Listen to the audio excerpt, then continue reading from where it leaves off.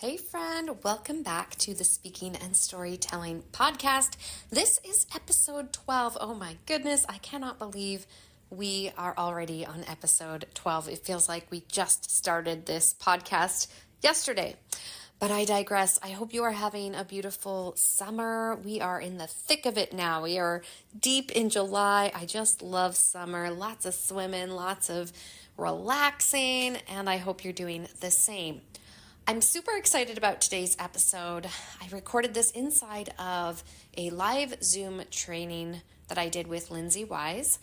If you have a Facebook group, or maybe you're thinking about launching a Facebook group, I highly recommend listening to this podcast. If you know somebody who has a Facebook group or who wants to start a Facebook group, I highly recommend sharing this podcast. Lyndsi is an expert in all things community building and Facebook groups. And I know for me personally, I've had my group for many years, but I've always had kind of this love-hate relationship with my Facebook group.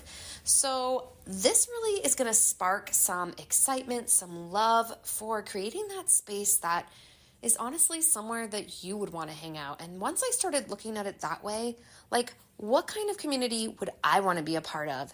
And how can I create that for other people? So if you are not yet inside of my free Facebook community, come and join us. It's a really fun time. You get access to a lot of these recordings before they come out on the podcast, and lots of opportunity to share, to connect with like-minded entrepreneurs. That is the Speaking and Storytelling Facebook group, and I hope to see you there. Enjoy today's episode and stay cool, my friend.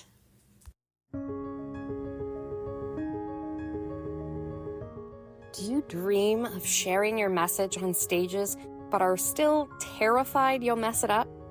Want to crush your online videos so that you can grow your business, but you feel super awkward and hate the sound of your voice?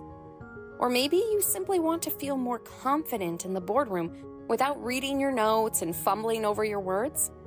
Hello, new friend, and welcome to the Speaking and Storytelling podcast, a show for Christ-led entrepreneurs and leaders who want to make a humongous impact in the world.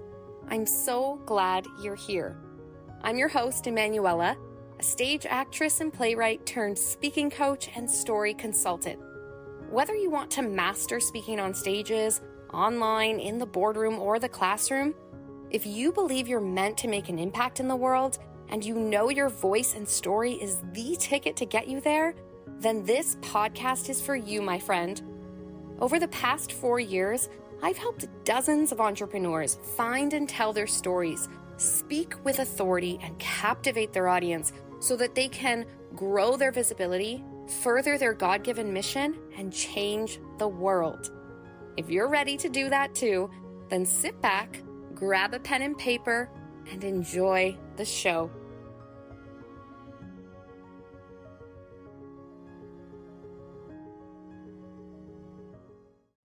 Cool. Yay. So welcome, everybody. Welcome to our Turn Your Group into Cash. That's what we called it, right?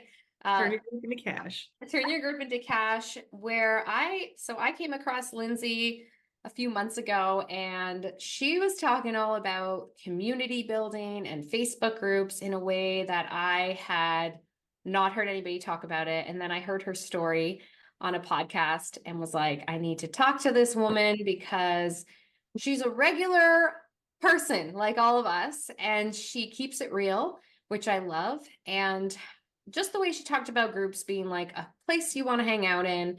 And I was like, yeah, because I will tell you guys, I'll let Lyndsi introduce herself, of course, but I will tell you that I have had a love-hate relationship with my Facebook group for years.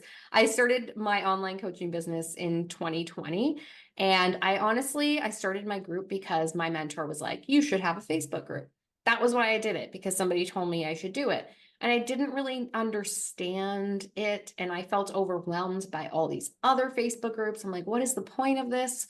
Why do I have to do this? And through the years, I've thought about shutting it all down. And then I've changed the name. And really it was like in 2024, I made a decision, like I was gonna learn to love this. And then God sent me Lyndsi, and I took her Facebook method crash course, and it kind of re-sparked my love for it. And now I can say that I think our group is doing really well and we're engaged, and I can definitely always keep learning. So we wanted to come together. She was going to talk about the growth piece, and I'm going to talk about live video, because I think that's a great place to work on if you want to build an engaged community. And I know I see a lot of people who shy away from that. They have groups, but they don't really talk to them. So I thought we could bring our skills together. For those of you who don't know me, I should start there. My name is Emanuela Hall. I'm a speaking coach and a story consultant for mission-driven entrepreneurs and leaders who want to tell their story, make more impact, and speak with authority. And I help people essentially develop their story, find their story, and then go out there and be able to deliver it with confident presence, voice technique, and a great mindset behind it. So thank you, Lyndsi, for joining me. Why don't you go ahead and tell us a bit about you? Yeah, thanks for doing this. This is great. I am Lyndsi Weise. I'm from Arizona. Little bit of I think we have allergies today. So if you hear the nasal, that's what we have going on. Sorry, I also struggle with that. It's just lovely. Anyway, Terrible. so I 13 years ago this month, I started my first online business, and it was in the direct sales world. I had no idea that I had joined the direct sales world, but what I knew was that the person that I was joining had told the same story on repeat on Facebook every single week. And she really built this trust with me. And what's really funny about the whole thing is she had sent me the most obnoxious "Hey girl" message you could ever get, like the most obnoxious. I mean, she had links. It was like a novel. It was obnoxious. And shockingly, instead of me blocking her, thinking like, to say something, I was like, what is this? And I decided to follow and pay attention to this wild message. I did really think she was a robot. Like for a while, I was like, that's why I wanted to follow. So I was like, is this a real person? And so on repeat, she told this story about how she was earning money and all this stuff. And, she was doing it around the kids' time. And I was so intrigued because it was something I was looking for coming from the corporate space. And it took me a while to say yes, because I didn't trust them. I didn't believe. But I was like watching, and I was like, okay, if they're talking about it this much, this has to be real. And so we get to the point of me being like, all right, I'm going to sign up. Tell me how to do this. And they were like, go message all these people. And I was like, oh no, no. So long story short, I opened a Facebook group and I opted to do things very differently. I decided, let's approach this differently. In business, we want to make sales, and we want to generate leads, and we want to do all those great things. But there is a pause in that, and there is an approach in how you want to do that before you just go for the DM and send that message, because you're going to get a better result by building out community. So I started to build a community through the groups. Through one group, I built out a community, and I really taught myself, without fully realizing what I was teaching myself, how to generate leads into the community, what to do inside of the community, and then how to sell from there. And I was able to take that and put it into a program. And I've gone on to help quite a few people do the same thing, whether they're coaches, course creators, realtors I've been working with, and then, of course, the direct sellers out there in the world. And that is how this all came about, is me accidentally really kind of putting this together 13 years ago in my first business and seeing massive success with it. So really excited to be here and share some tips with you guys today. I love how your story includes like that messy action that we always hear about, but it wasn't just messy action for you to get results in your business. It was actually like you were developing a program without even knowing that you were developing it. That's so cool. And the same kind of thing happened to me, my backstory. Like when I came in the online space, I was in the theater world and I was actually coaching moms on creative expression because that's what I had been doing with older adults in long-term care. And I had all these entrepreneurs coming to me and saying, I don't like showing up on video. I don't know how to be on camera because it was 2020. And suddenly even like, people who owned a shoe store had to show up on camera and talk to people. So I had people asking me and I was like, oh, I guess this is what I should be doing then, is helping people solve this problem. So that's how this all started. And sometimes we just have to take a leap of faith and jump in there and the way will become clear. Cool. Cool. So why don't we start then? I think we were going to talk about what is a community. Lyndsi's going to start here with that. And then if anybody has questions, we were very organic about this, ladies, today. We were just kind of like, let's see how the conversation unfolds. Yeah. So the thing with community is, and here's like, I think specifically to a Facebook group right here, right now. Now, community can be in person. Like there is a lot of ways to build out community.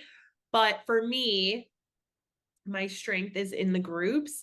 And what I think the first thing I want you to really take in with this, because I do hear a lot of the group can be a lot. The group takes my time. It's like my plate's already full, but it's important to note that like building community actually requires you to facilitate others to connect with each other.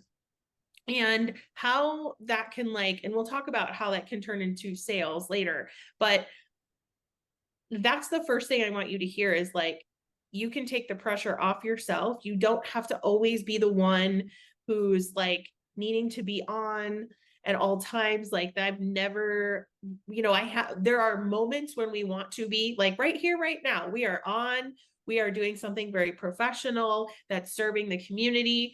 But tomorrow and yesterday, I even think I just started a conversation with them to talk about, are the kids out for summer yet? Are they not? Are they going to camps? Like my kids started their camp yesterday and they were so excited. Like I have one that is bouncing off the walls, will not sleep because he's so excited. And so naturally to have a conversation with community, that's where I went with it. I didn't go into a sales talk. But that's where my potential clients are. And so what I do is facilitate conversations through content that can sometimes be very personal and sometimes it can be professional, like we're doing right now. Like now we're facilitating a very professional conversation to actually show you how you can do this and build community yourself. So it's really just bringing people together to one space and then facilitating conversation with them, allowing them to also connect with each other. And then really just, from a professional side of things, showing your authority and what it is you do. That's where they see you differently, but also they feel that they can show up, that they can, like, I had this conversation with someone the other day and I was like, they don't feel comfortable posting in your community. It looks like you have it very locked down from them to post and you are struggling with engagement, but like, we need to open the door and let them feel comfortable to talk to others, let them feel safe and seen. And so when it comes to community, like that is how I view it. And then bringing in the new people and helping them feel very welcome as well, because that's part of a sales strategy. I love so many things you talked about there. Taking the pressure off is key, especially in going live too, and letting them feel safe and seen. So how would you say, what are some strategies people can do then to encourage that kind of environment, rather than just like posting as much as possible? Yeah, so I actually don't even post that much. Sometimes I'll post twice a day, but I'm typically a 1 time a day poster because at the end of the day, the sale is always going to happen in the private message. It's never going to be like, here's my offer. And then all these people are going to sign up. Like perhaps you're going to see a couple people here and there every once in a while because they're like in and they're ready. That can happen, but like never let that be the plan, like the final plan. It can be part of it. And so when I look at like what should you be doing inside, I always recommend going live at least once a week. And Emanuela is going to get into all of that here in a minute. But going live, you know, I watched, there's a coach that actually helped me build out my program. And so she knows what I teach and she knows like the breakdown because she walked through it with me. And to watch her do this every single week in her group, and she's like consistently growing it, and she really schedules it it's like every Monday. She's there at 11 a.m. She's teaching something around her specific topic, right? You could call it your niche if you want, where if gut health is your topic, you're going to be teaching something around that in your live video, or you're going to pop up and you're going to be like, kind of like you are on stories where you're like, I was thinking of you today. I went out for this walk and I feel so much better. The sunshine and the, you know, and you just want to share something that they can then be like, yeah, I haven't walked in a while. I should get out and get some sunshine. And then there's the other part of it where I talked about a personal piece, just facilitating conversation around summer, vacations, things like that. That's just because we're in that moment right now. And especially if your audience is moms, the moms want to talk about that. They aren't going to want to talk so much about what you're offering as much as they want to talk about themselves. And that's where I say, create polls, create conversational posts that'll have them telling you what's going on in their world. And in turn, what happens is it develops the relationship, it builds the trust more. So and you know what they do when they feel seen and heard? They pay attention to you and they're looking at what you're doing. And the minute you talk about something from your offer and you hit something that they want to change in their lives, and I can continue to use health as an example, or maybe it's they want to make more sales in their business and they're like, yeah, I still want to spend time with the kids and make sales over the summer. I don't necessarily want to shut my business down this summer, but I want the time. I don't necessarily want to be on and be working all the time. And so when we bring that more of an authority content in, which I say you do like twice a week. So show up as an authority twice a week and then be personal and facilitate conversation. What happens is a couple things. They now see you and they're like, okay, she can really help me, number one. And number two, when your clients or people who have experienced a workshop with you or anything like that come in and comment like, she is amazing, I loved her program, she's blown my mind, like whatever they're going to come in and say, which you can ask them to, or they'll just come in and do it. That's like looking at an Amazon review, right? Where they're like, this thing or this thing. Let me read these reviews. I'm going to go with, like, I was doing this last night with a phone case because I have like 2 days before I travel and my phone case is starting to break. And I was like, what's the best one before I leave? Because I can't really get like the one I'd rather get because it'll take longer for shipping. And I almost bought one and I got stopped in my tracks because they were like, Flint. And I was like, nope. And so I'm back to the drawing board and I'm still trying to I'm like, maybe I just go to the store. I don't know. We'll see if I have time. But that type of thing is what goes on in the community as well, as people are reading and they're looking, they're like, okay, these testimonials, these pieces are helping me to see, like, I feel good about this purchase. So you want to think about ways to have them talking between personal conversation, especially if you're working with moms, which I'm assuming most of us are. You know, I would think most of us are doing business because we are moms and because we want to have a more flexible schedule. That was like my whole thought process with the group, between not wanting to send these icky messages and between saving myself time. And I'm going to put out a post about this here shortly about summertime and like how I have not had to really give up time with those kids. I can do what I need to do inside the community. And then I can get to them, which I will be getting to them here in the next 2 hours. Like, we're going to go to camp. And then when they're at camp, I can do more things, right? Because they're not here right now.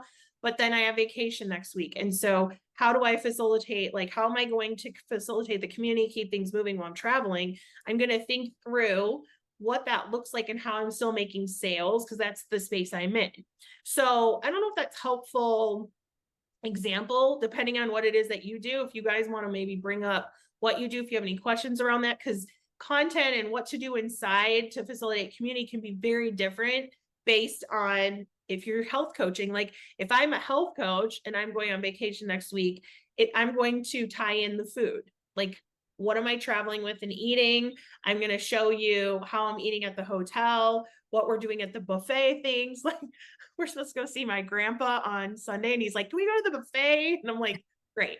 So you know what I mean? Like it's that content where you'd be like, grandpa wanted to go to the buffet. So here's what we're eating in a buffet. It's so simple. Okay. I see we have a question. Jewelry diaries. Ooh. I'm so curious. Oh, Do you see yeah, you just need to unmute. I couldn't find the button. So, hi, good morning. I hope you guys don't mind, but I'm finally sitting down and having breakfast. Oh, you're fine. Okay. My question is I have a Facebook group specifically for members. I call them my VIP members. Yep. So I have them like these are my royalty members, and I kind of switched it into a VIP membership. So I have a total of 166 members, and out of those, I only have about 10 or 15 engaging. Yep. How on earth do I get the rest to at least wave at me or something? That's where my struggle is. Now, these 15 people, these are the same ones that'll shop once a month. Now, if new people want to come into this community, I switched it into my VIPers think that new people that come in are paying a $10 membership. They're technically not, because when you go through the questionnaire, it says, do you want me to waive the $10? Can you just participate? Can you do this? And of course they'll say yes, because nobody wants to pay a fee. But how do I get the ones that are already there? These are my VIPers. How do I get them to start communicating? What's a post that I can create to cause like a, I don't know, revival, I guess, in the group? There's a lot you can do. So, do you already ask them about seasonal stuff, holiday things like that? Like what did they just do for the holiday weekend? Oh, before I say that, are you in the US? Yes. Okay. So we just had Memorial Day. So it's like a simple question of like, did you lay low or did you like travel this weekend?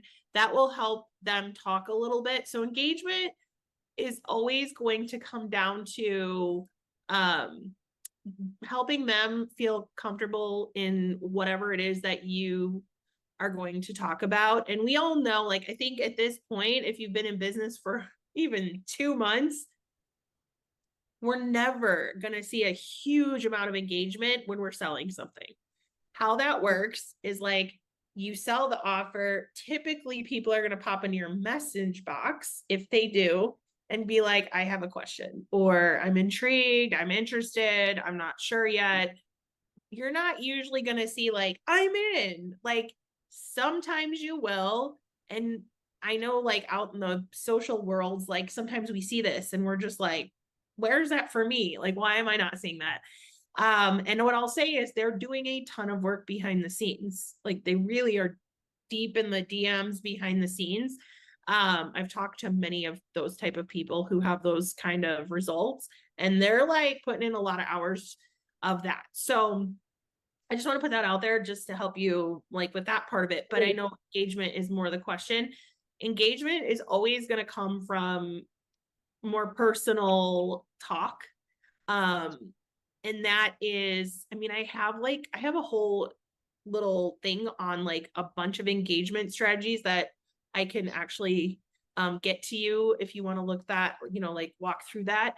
But facilitate questions and polls around more personal things. And then the other thing I do is I will check in on people privately and just see how they're doing, like how their weekend was. And it just kind of wakes people up, because we also have to remember in 2024, we have a very distracted, busy world we are dealing with. And if there's anything I've learned this year in business, is it requires quite a bit of follow-up, because they're like, yeah, I'm totally interested, and then they're like gone. And I do the same thing. Unless it is like something like like a phone case that's breaking, and I'm like, absolutely need this before I'm by a beach. I can't have a breaking phone case by ocean water, And so what's interesting is people are just so distracted, like the reels, and the kids are in sports, or they're traveling, or whatever is they checked the message, and then they went off and 5 other things happened in their life, and they're like, oh yeah, I really wanted that, and I totally forgot. So that's another like side note to engagement for sales, though, is what I've observed is it's just a major distraction. So many distractions, people watching reels that mean nothing, and like wasting 2 hours of their time, and then forgetting that you have, so is that helpful? Yes, it is. So when you say that you message people privately to get like a follow-up, are you like doing this on a weekly basis, or do you just randomly select people? Definitely on a weekly basis. Okay. It's not, depending on the week, I would say it's not like a daily thing. It's not on my daily list, unless there are weeks where, so I have a pretty large community at this point, and I don't always like lead generation. I still generate leads all the time, but I could go out and make it like where I get 200 new leads, which probably would be smart for me as we transition to the fall. If I have 200 new people coming in, that's a pretty big number. I am going to give the time to make sure I get to know them, and make sure they feel seen and heard, because they're brand new and they're fresh to the group. If I'm just like, welcome, and then off and go away, they're going to be like, I don't know this girl. I don't know, they're not going to pay that close attention. So if you have a lot of new people, then yes, I would spend more time talking to them. I would also put an effort in to have new people. It's always been, I was working with a client yesterday about this, and she was mind blown at how fast I grow leads in these groups. And I do it like, it's just so simple with just very basic strategies. And so when you have that happening, then yes, I'm messaging more often, but otherwise probably like 10 a week. Okay. Yeah. Thank you. Sure. I just wanted to add something. I don't know, you can speak to this, Lyndsi, because recently I found with my group, I did sort of like a relaunch party, or like if you can have an event or a challenge or an offer, like a giveaway at the end. I find those work really well in my group. So I just launched my podcast, and I did like pod week, and every day there was events and chances to win something. I totally agree with the DMs. Like if it's gone silent for a while, I just literally go to members and I go through like, who have I not talked to in a while? And I'm just like, hey, you've been a member for a while, I haven't talked to you. How's it going? I mean, just keep it casual, be normal. Don't be like, can you please engage in my Facebook group? I used to take it so personally, like, why did you even come to my group if you don't want to be a part of it? But then we remember we're all in hundreds of groups. And that's where we start to shift to talking about like our authority in that group. But yeah, what do you think about that, Lyndsi? Has that worked for you? Because I found in my group that was a big thing, is like I had a relaunch party when I kind of rebranded, and then I had a podcast week party, or like a challenge. And when I use the word party, or even for you, like I agree, even posting something that is not necessarily niche related, but like if you're jewelry, I'm just assuming it has to do with jewelry. You could say like, show a picture of your favorite piece of jewelry, or like something that, because like Lyndsi said, it's not just moms that love to talk about themselves, it's everybody. Yeah. We love talking about we love when you're like, oh, you're giving me a space to like share that, or like, what's the funnest thing you did this weekend, or post a picture of your dog, or what, like people love having that opportunity. So I think being real and just giving them that.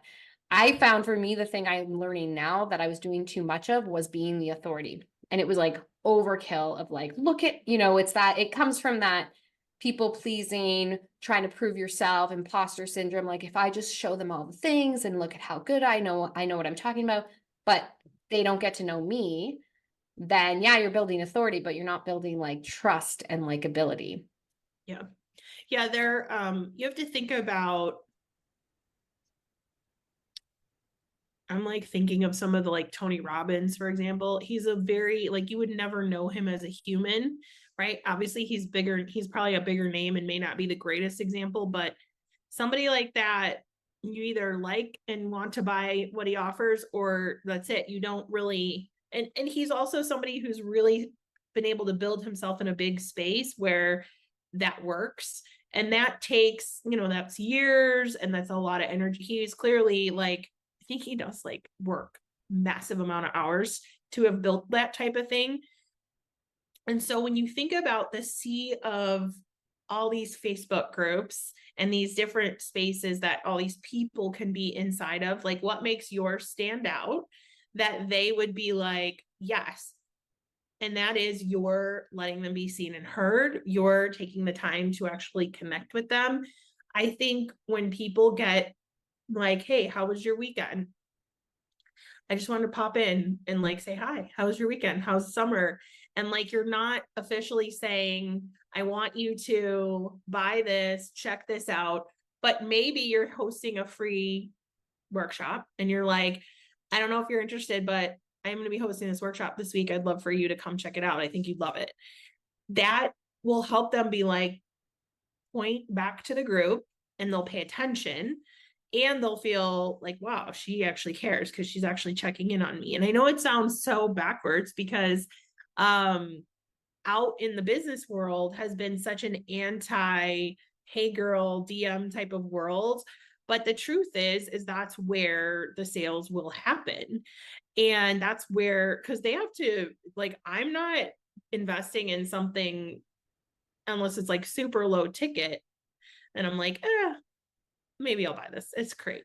But typically, if I'm investing in something a little bit on the higher end or mid-ticket end, if you will, I'm going to ask the questions and I want to make sure I feel comfortable asking this person the questions, right? And so that when you build that personal side of things, they can feel very comfortable to ask you the questions and to talk to you. And then you stand out to them. But yeah, challenges and events are also such a great way to, one, generate new leads into the community, and two, it lets them see a little bit more of what it's like to work with you. And that really also helps build out the trust and it gets them excited, right? Because they came to your group for a reason. They're struggling with something and your group has what the solution might be for them. And so they need to see that on repeat, like 20 times on repeat these days. I think it used to be 7 to 12 times, and now it's jumped up just because of distractions. They're just so distracted. So yes. Yeah. And I don't know about you guys, but sometimes like someone who I planned on investing in, I will forget. Because yeah, like Lyndsi's saying, there's distractions everywhere and they'll just comment on something I post or send me a DM and I'm like, oh, thank you for reminding me. So think of that. You're not bugging them and you're not, because if they, like she said, if they want to be in your community, they want to be in your space, they want to learn from you. Just saying hi is that like light bulb. Oh yeah, that person, I forgot. I'm so glad you messaged me. And that's happened to me where I'm glad that somebody has popped in to remind me that I meant to go and buy that link, or like the cart's closing tonight. Just want to make sure, because you said you were interested. I've had people say, thank you for reminding me. So think of it that way. Now, Lyndsi, before we move on to like live video, I would love to ask you if you could speak just a little bit about how you grow your community. If there's any little tips you'd like to share. Yeah, I mean, so if you host an event, you're going to tell people about it who may not be in your community. So that's one of the easiest things you can possibly do is tell people that you have a space, that they can come join, that you'd be shocked how much growth you'll see organically. And then of course, there's also the there's ads. I do not do ads, but I've seen people run ads to communities. So if ads are in your world, that's a thing, and you can grow very fast with ads. I have yet to, I worked with ads in like 2017 and they worked pretty well for me. So I'm not saying they don't work, but I'm saying I'm not the expert in those. But that's another really great way to generate leads. So telling people, you can also really optimize your Facebook, your group. There's a lot of things. A searchable Facebook group name is going to help. People are going to be able to find you right away when it's searchable. Like I will get all the time, like I'll be like, how did you find Lyndsi? And it'll be like popped up in a search. And so you want that to be a thing too. And gosh, there's so many different. What about other Facebook groups? Yes, you can go into other Facebook groups and you can definitely get connected. There's a lot of great strategy to that. There's a lot of different things you can do because there's a ton of groups and it's like, where do I go? What do I do? And how do I save time doing this? So there's a lot of things you can do. But yes, other groups, funneling the Instagram followers into the community is always a great thing because Instagram in outer space sometimes with your followers, and you're like, I didn't realize this person was following me, you know, and it can get to be a lot over there as well. So I like to bring everybody into the community as best I can. Send an email to your list, letting them know too. Yeah. Thank you. Yeah, those are helpful. Do you guys have any questions before we kind of shift gears for Lyndsi? And it all like overlaps. I feel like a lot of things that I was going to say. So yeah, if you have questions, if they come up, you can even pop them in the chat just because we want to be mindful of everybody's time too. I have a question. Yeah. Sorry to interject. No, that's fine. I was just wanting to ask, because I recently started on a digital program, so to speak, and they teach you a lot of digital marketing in there and just the basics really. But for this program specifically, they really recommend using as many as possible of the platforms. They do say that you can choose one or two platforms that you're comfortable with. You don't have to do all of them. But I mean, mostly they're sort of advocating for TikTok, Facebook, Instagram, YouTube, like the works, you know. So, and I just find because I'm relatively new in the digital marketing space for my own business, it's kind of exhausting. I just started and I'm already exhausted. Yes. And I'm trying to just determine, you know, what the best options are for me with the type of program I'm selling and finding, or where rather I would find my ideal client. What do you sell? So it's a digital marketing program. It's called Legacy Builders. I'm sure you've heard of it before. If you haven't, yeah, it's a digital program. So there are different tiers that you can come in at. $100, $300, $600, and $900.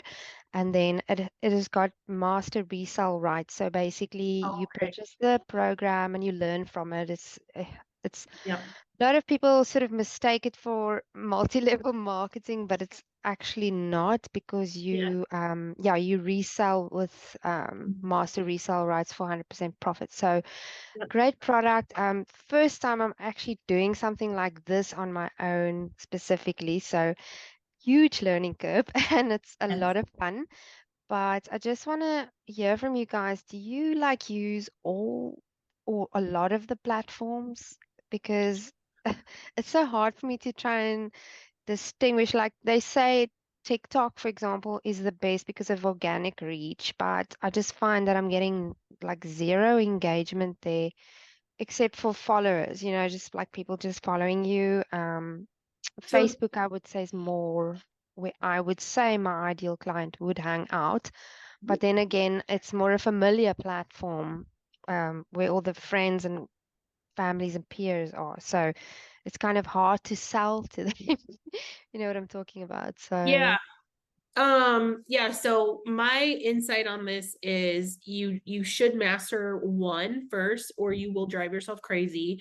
Um, I've been out here for 13 years. I've been on Instagram for 12 of the 13. I've been on Facebook for the 13. TikTok I've been on since 2020. I've done zero with TikTok. I have no idea what's happening over there, other than I've heard products do really well and talk to the camera. Like, that's all I know about TikTok. And yes, I've heard organic reach is amazing. And I've taken a course on TikTok, and I still am spinning. You know what they told me in the course was 5 posts a day. And I was like, I'm out. I can bring exactly. people into a Facebook group, post once a Yeah. day, talk to some people, and make some moves and get on with my day versus this craziness. And so I'm not opposed to the platforms. I'm not opposed to them. I think they're great. I don't think it hurts to be on them. I think everything requires a certain strategy, and it really comes down to like which one you're willing to give that to. Yeah. The same thing with Instagram, like it's specific reels, and reels require, filming, and they can be simple, but I definitely find myself many a times where I'm like, did that content make any sense when I could just have posted a color block in my group, asked a basic question, or asked, shared some advice, gone live, and just talked right from my mouth. Which sometimes I'll do that. I'll just talk to my camera and just post it because I'm like, I can't with the fancy. Sometimes I'll do nice Yeah. stuff. And so the point of that is, if you're willing to put that kind of energy out, and then the tough part about Instagram and TikTok is like, are the right people coming in to watch? Are the right people seeing it? How are we connecting with them? It's just a lot. Yeah. And so with groups, you could create a group where you teach some of this stuff, and people understand what they're getting when they come into your group, and then you can just sell from there. So as somebody who teaches this, obviously I'm going to talk about that being a really great starting point versus all these other platforms. But I mean, every platform serves a purpose. Like, they're all there for a good, solid reason. I'm not against any of them. I think they all can do great things. 99% of every sale I've ever done is Facebook and groups. So that's just been my personal experience. I see a little bit with Instagram. Never have I seen anything with TikTok, but I would never say never at the same time, because I'm like, Yeah. I mean, it can't change tomorrow. I You never just know. don't put that energy and effort in unless I've got like some good stuff that I can repurpose, because that'll save Repurpose, time. yes. Yeah, I think it's better to have one thing and you learn how to do that one thing really well. And if you master that strategy and it's not going well, then you can try a different strategy. But I think the problem why so many people struggle is because we're trying to do all the Everything. strategies and then we're not mastering any of them. And for the purpose of like this workshop, obviously we're going to talk about Facebook group and why that's a great strategy. And I think why I resisted it for so long was because I was like, oh, Facebook. And yeah, I tried the TikTok thing, same as Lyndsi. I was on there for maybe 2 weeks, was posting, doing what they said. And I was like, but I just don't get it. And what I didn't like is I didn't know how to find my people. Like, they were sending me all these reels of like teenagers working out. And I'm like, why am I watching this? So many I just cloned was like, accounts. you know what? I have enough. So I'm going to do this. I'm always like, I should be on LinkedIn more. But what I will say is cool about Facebook groups is because you're not just advertising to the sea of the internet. You have curated this community, and that's what this whole workshop is about. Is like, the group is about the nurturing space.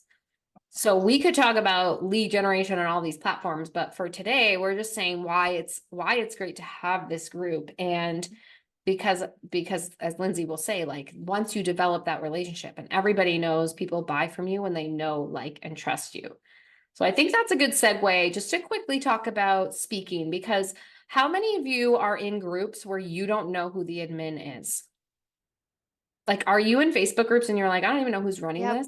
Because I know I am. And it's usually the bigger groups, which obviously that's going to happen because there's a lot of more people posting. But that's the problem. If you're in a group and you don't know who's hosting it and you don't know who the admin is, then they obviously are not an authority. And you want your people to know, yes, this is a safe space and you want them to be able to post, but you also want to be the authority. Otherwise, you end up just in the friend zone, which has happened to me before too, right? We become like so casual that suddenly it's just like this friend zone and they don't see you as the authority. So when you show up live, I think that's where the difference is with just posting content. Like if you are posting every single day, but it's always copy and it's always a quote card or even a picture, but you're never coming on, are you really getting a feel for that person? Are you really liking them? You know, it's because the way we talk, the way our voices sound, the way we look, whether you like it or not, people have opinions. This is how we are wired, right? We're wired to have these biases. When I was in acting school, we were told when you go to an audition, especially if you're like at a big audition with say 300 girls come in the room and they just look at the 300 girls and they go, you and you, everybody else goodbye. You're like, well, what was it? You could look like the casting director's ex-girlfriend and he just doesn't like that, right? So it's the same in online space. Somebody could just be like, there's just something about her and you can't be for everybody. That's okay. But you're more likely to attract the right people when you show up and speak. And we don't want to be attracting the wrong people. So just like you could drop it in the chat, what is your biggest challenge? Because maybe just I can touch upon that. What's your biggest challenge with speaking on camera? And then you could drop it in the comment if it's confidence or time or perfectionism. I know there's a lot of things. Those are kind of the things that come up, or you don't know what to say, or you don't know why to say it or why to do it. Then I can speak to those specific things. But let's just say for time. So like Lyndsi already said, it doesn't have to be a 1-hour event like this every single week. That's just going to burn you out. You're going to feel stressed about it. Sometimes it's great to just be casual, to go on your walk and talk to your people and say, hey, I was on this walk and I was thinking about this. So that can be, it doesn't always have to be this amazing thing. And that's where I see perfectionism. Okay, yeah. Being unclear about my message, all the things just mentioned, but confidence and the length of the live. Yeah. So I used to think if I wasn't on here for an hour or 45 minutes, I wasn't giving enough value. Now, with things like TikTok, we see that actually short content is better because we have the attention span of goldfish, which is 7 seconds. So if you can't hook your audience in 7 seconds, what's the point of doing a 45-minute video where you're literally giving all this incredible value, you're educating them, and they're not engaged? It's better to come on for a minute or two and really hit them with something and have them be engaged. Perfectionism. So I was going to drop in here in the chat my on-camera checklist. This is going to help you take the guesswork. All you need to worry about is your space. Okay, so if you do want to do something a little more professional, so casual, last night I went in my stories, literally I was in my robe, my hair was in a bun, I didn't even have a bra on. Now I was like filming from here up, but I'm just saying, sometimes I talk online and it's not professional at all. Sometimes I want to have like good lighting. I want to record it. I want it to sound good. I want to have my hair done. So really, you just want to make sure you're in a good frame, right? Where you can see your head, you're not a floating head. So you're not just talking like this the whole time, or the angle isn't like really weird where you're like that. I see a lot of things like that. The script, if you get that on-camera checklist, it has a script outline. Introduce yourself, tell them what it's going to be about, walk through 3 to 5 main points, recap those things, and then end with a call to action. That's a very simple formula. So who are you? What's a quick 5-minute story? Not even a 1-minute story. Like, where did you come from? What gives you the authority to be here? Tell them what they're going to learn in that live. And actually, you should start with that. Hey guys, welcome to today's live training where we're going to talk about XYZ. That way, right away, they're like, okay, this is for me. Nothing drives me more crazy when I'm like, oh, so-and-so's live, let me watch. And like 10 minutes of them going, we're just waiting for people to come on. Where are you calling from? And I'm like, lady, time is money. Come on. Like, we need to get to the chase. Now, I know why they do that, because they want to have more people on there and you're kind of like buying that time, but you also want to be respectful of the people that showed up on time for your event. So don't waste their time either. Those people can go and watch the replay, right? So that's the simple outline. Then the last piece is you, okay? Because ultimately you can have perfect lighting, perfect mic, perfect hair. You can have the perfect outline written out, but the way we deliver it matters. And that doesn't mean you have to be this loud, outgoing. Some people just come by it honestly, right? They're just born into a family of very charismatic people, right? I'm Italian, so there's a lot of hands going on, but that's not what makes a captivating speaker. You can be in your stillness, in your introvertedness, in your shyness. These are all these labels. And when I work with clients, we really get to the bottom of like, where did those labels come from? Why do we feel like we have to identify with those labels? But if you are that person, there's nothing wrong with you. You can still captivate your audience. And here's what I want you to first think about before you think about how you're going to deliver it. It comes down to what Lyndsi has talked about, is knowing your group. If there's moms in there, what do they want to know? If there's entrepreneurs in there, if there's people who want to make an impact, who want to make money, what do they want to know? This comes from those entry questions. Have some good entry questions for your group so that it can even be a fun question like, what's your favorite TV show? And then that could spark a conversation with them in the DMs like, hey, I noticed you like The Simpsons. So do I. Now you can tell I'm over 40 because I like The Simpsons. It's like, I don't even know what the new shows are. So first you have to know who they are. And then those voice notes in the DMs are great too. Then they can hear your voice. They get a feeling for who you are. Your voice is like music. So it's going to exude some feelings in the listener, and it can deflect them and it can attract them. And then you want to know why. So if you go and do a live video and you're going to teach 5 steps to healthy eating, why do you want them to know this? Now, usually it's your call to action has to be something inviting them to do something. And just like everything else we've set up to now, keep it simple. The more we complicate the call to action, the more if people are confused, they're not going to buy. Drop a blank if you want to know more, right? That's a pretty easy call to action, right? Not like follow this link and then I'll get back to you and then this and then that.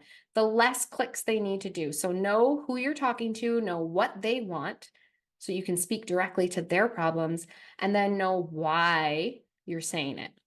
So really quick, I'm going to give you some tips if you struggle with confidence. And these are just things that I want you to remember, put it in your back pocket. If you have had some kind of past, usually it's a past trauma or situation we had where we went to do public speaking and something didn't go right, or we've been told our whole life that we should be seen and not heard, or, and this comes into play with like our gender, our culture, our order in our family, our peer pressure, like all of these things influence the way we feel about our voices and about showing up on camera or on stage or in person.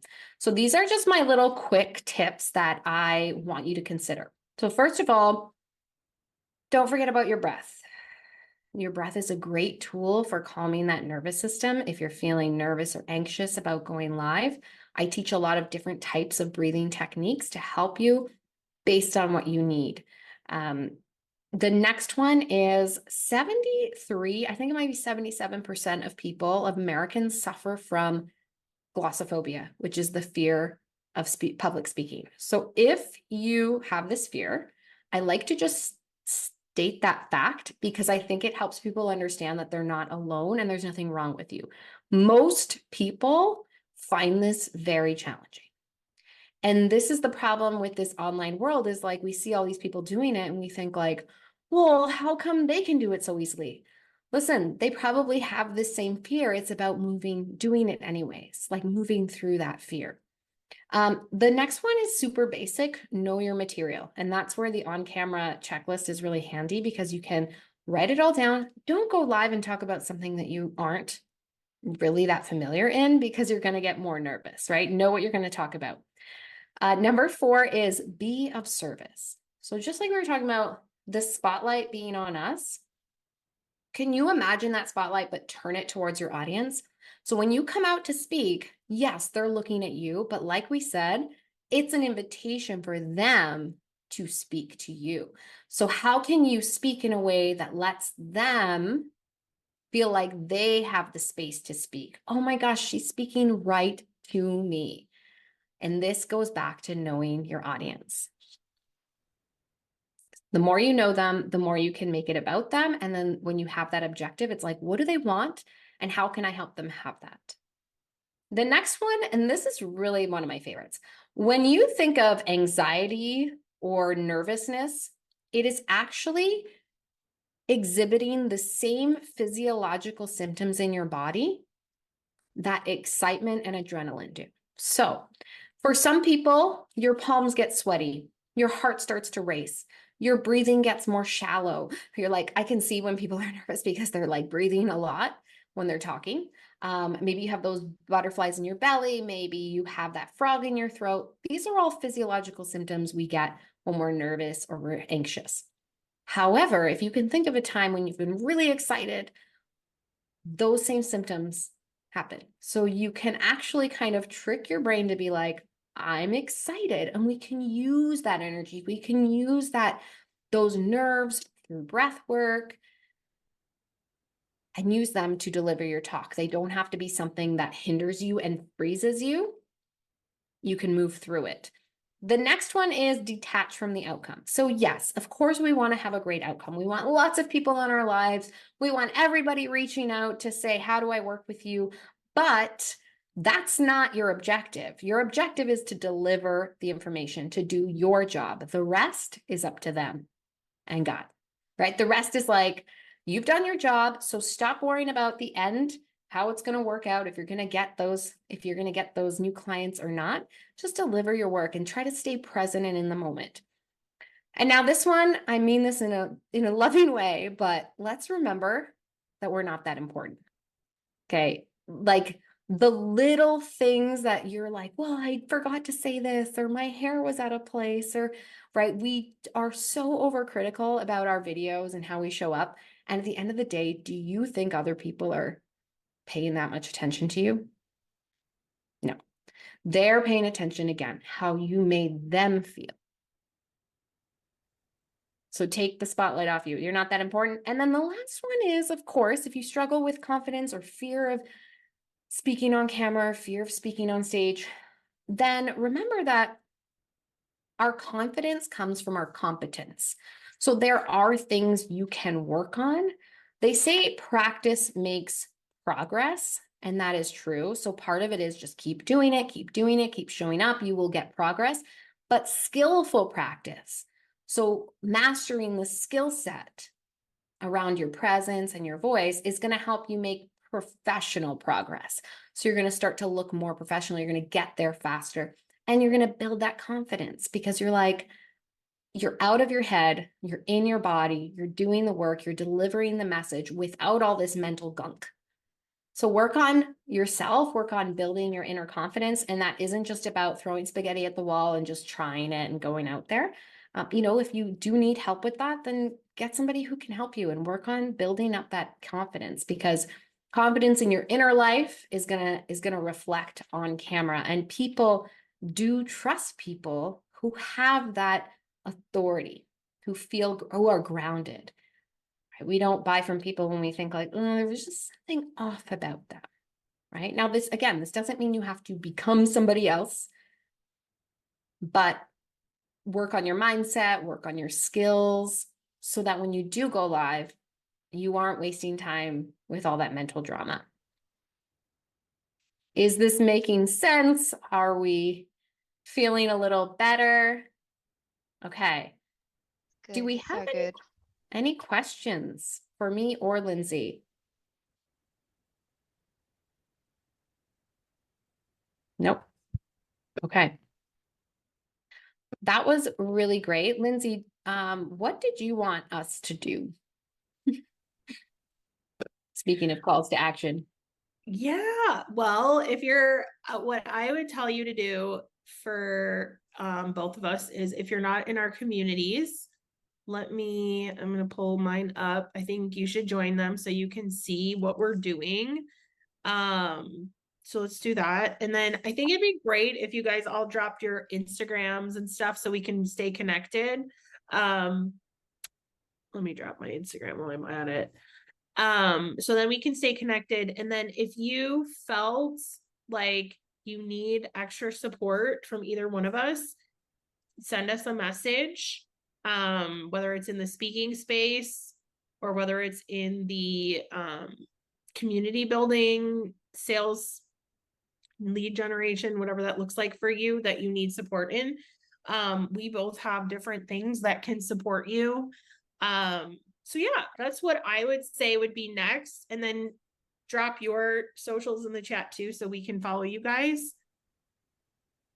And then any questions? I know we just asked that question. Yeah, I'm just trying to find my on-camera checklist so I can just give it to you guys here on, but it's Right.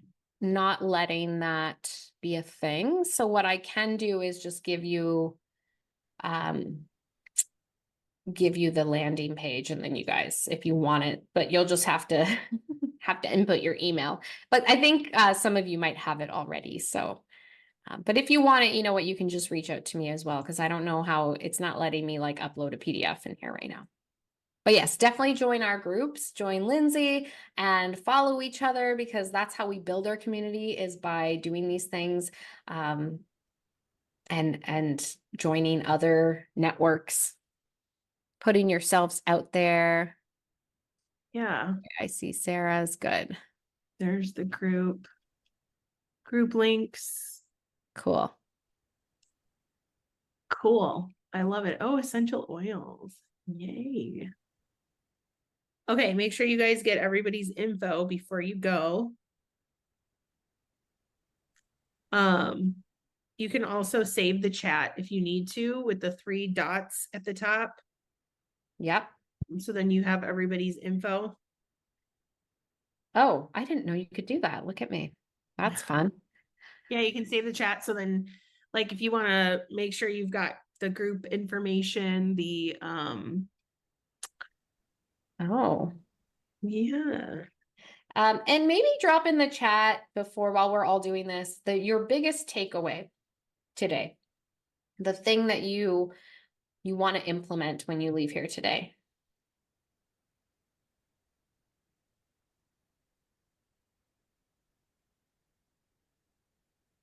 Detach from the outcome.